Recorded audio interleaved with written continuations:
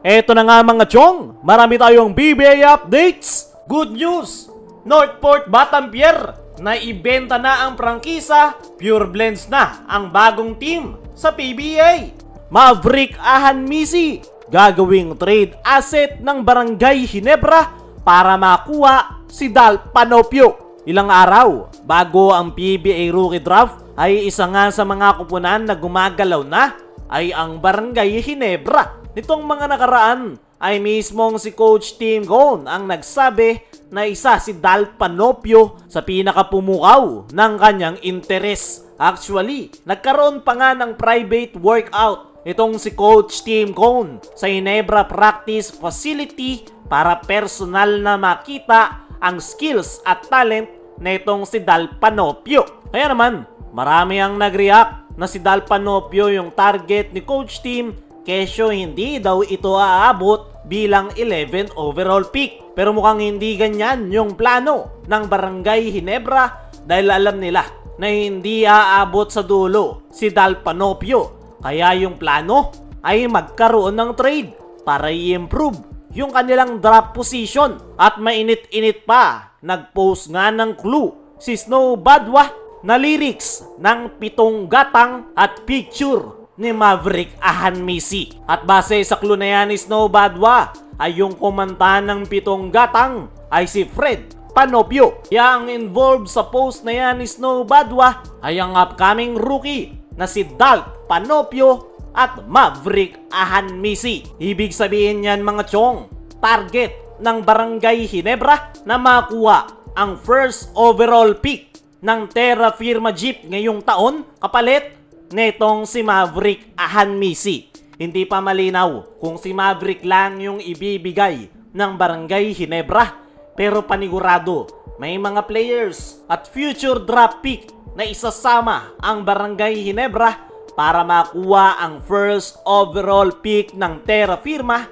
at ma-draft si Dal Panopio this upcoming PBA Rookie Draft. Panigurado marami ang magre-react dyan na bakit si Dal Panopio ang kukunin ni Coach Tim mas kailangan nila ng isang big man dahil yan yung problema ng kanilang kupunan. Ang sagot nga dyan mga chong ay kukuha pa rin ng big man ang Barangay Ginebra. Ang plano nila this rookie draft ay kunin si Dal Panopio at kukuha naman sila ng big man via trade.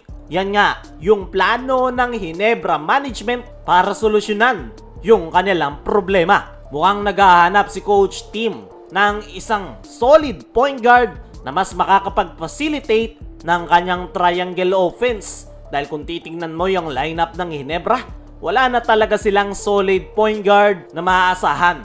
Tanging si Tenorio lang talaga yung nakapagpapatakbo ng magandang triangle offense, pero simula ng tamaan ito ng sakit ay si Scotty na ang umako ng kanyang trabaho. Ang problema, hindi naman solid point guard si Scotty Thompson. More on hustle at cutting offense nga yung kanyang laro. Nandyan din si RJ Abarrientos, pero mas effective si RJ as a scorer. Kaya naman, naghahanap si Coach Tim ng solid point guard this upcoming PBA Rookie Draft at si Dal Panopio ang kanyang natipuhan. At para masigurong makukuha nila si Dal Panopio ay si Maverick Ahanmisi ang gagawin nilang alay o trade asset para mas ma-improve yung position ng kanilang first round pick. At malamang sa malamang sa Terra Firma iti-trade ng Ginebra si Maverick Ahanmisi para makasama nito yung kanyang kapatid na si Jerick Ahanmisi. Kaya mga chong, ano ang masasabi nyo? Nagagawin ng trade asset ng Ginebra si Maverick para makuha at ma-secure si Dal Panopio this upcoming PBA Rookie Draft. I-comment mo lang dyan sa ibaba. Pasadaan naman natin ng mabilis lang. Good news! Northport Batampier na ibenta na ang prangkisa, Pure Blends na ang bagong team sa PBA. Nitong mga nakalipas nga na araw mga chong ay nababalitang binibenta na ang prangkisa ng Northport Batampier.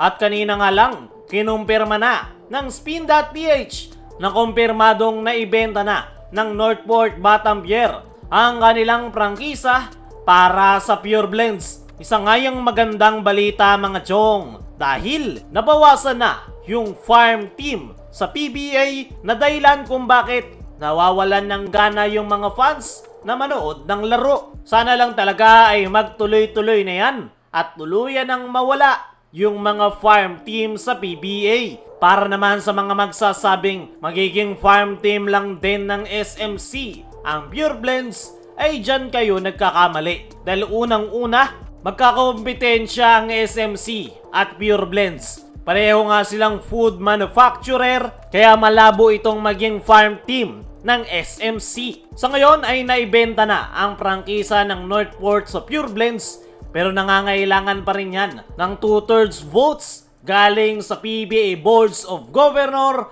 para maging official ng Pure Blends ang magte-take over sa Northport Batampier. At ayon sa mga source, hindi hinarang ng SMC ang pagpasok ng Pure Blends dahil open nga sila sa competition sa PBA. Kaya mga chong, ano ang masasabi nyo na naibenta na ang prangkisa ng Northport sa Pure Blends? Ano rin yung masasabi nyo na si Maverick Ahanmisi ang gagawing trade asset ng Ginebra para makuha si Dal Panopio this upcoming rookie draft? I-comment mo lang dyan sa ibaba.